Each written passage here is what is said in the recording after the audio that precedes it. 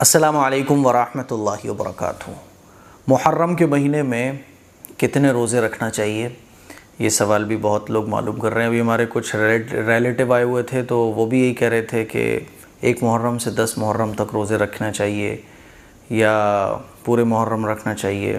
تو اکثر لوگوں کا یہی کہنا تھا کہ 1 محرم سے 10 محرم تک کنٹینیوسلی روزے رکھے جائیں یہ اچھا ہے نا۔ تو میں نے ان لوگوں کی بھی اصلاح کی، آپ لوگوں کو بھی بتا رہا ہوں کہ محرم کا مہینہ یہ قابل احترام مہینہ، متبرک مہینہ، فضیلت والا مہینہ ہے۔ 4 مہینے ہیں جو اللہ تعالیٰ نے قابل احترام بنائے ہیں، اس میں سے ایک ہے محرم کا مہینہ۔ محرم کے مہینے میں اللہ تعالیٰ عبادتوں کا ثواب بڑھا دیتا ہے۔ محرم کے مہینے میں بڑے بڑے واقعات پیش آئے، اس میں سے ایک واقعہ کربلا کا واقعہ ہے جس کو ہم لوگ جانتے ہیں، ہے نا۔ محرم کی فضیلت یہ بہت زیادہ ہے اور شروع سے ہے۔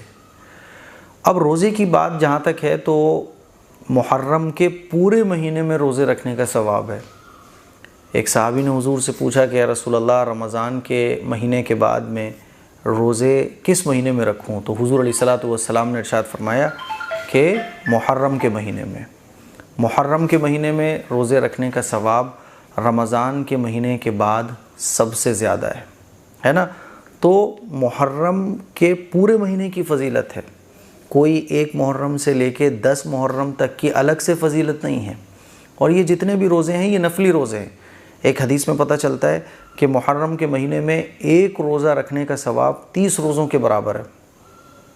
30 نفلی روزے، یعنی ایک آپ روزہ محرم کے مہینے میں نفلی رکھو گے تو 30 نفلی روزوں کے برابر ثواب ملے گا۔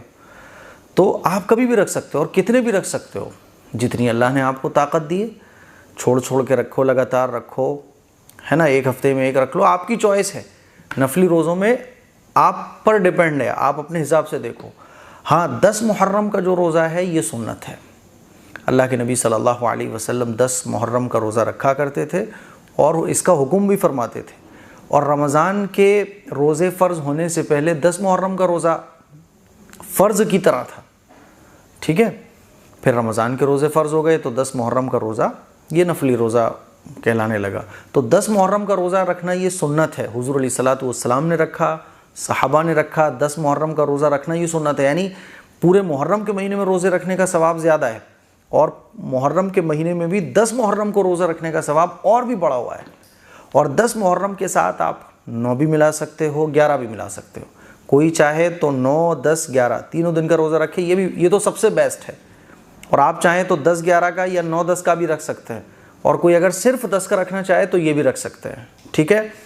تو 10 محرم کا روزہ رکھنا یہ سنت ہے۔ حضور علیہ الصلوۃ والسلام جب مدینہ تشریف لائے تو اہل کتاب 10 محرم کا روزہ رکھا کرتے تھے، تو حضور علیہ الصلوۃ والسلام نے بھی صحابہ سے کہا کہ ہم تو زیادہ حقدار ہیں اس بات کے کہ موسیٰ علیہ السلام کی پیروی کریں۔ تو حضور نے 10 محرم کا روزہ رکھا اور 10 کے ساتھ 9 یا 11 کو ملانے کا بھی حکم دیا۔ تو مجھے امید ہے کہ آپ کو بہت اچھے طریقے سے اب سمجھ آ گیا ہوگا کہ محرم کے مہینے میں کتنے روزے رکھے جاتے ہیں۔ اس کلپ کو شیئر کریں، دوسروں تک پہنچائیں۔ السلام علیکم ورحمۃ اللہ وبرکاتہ۔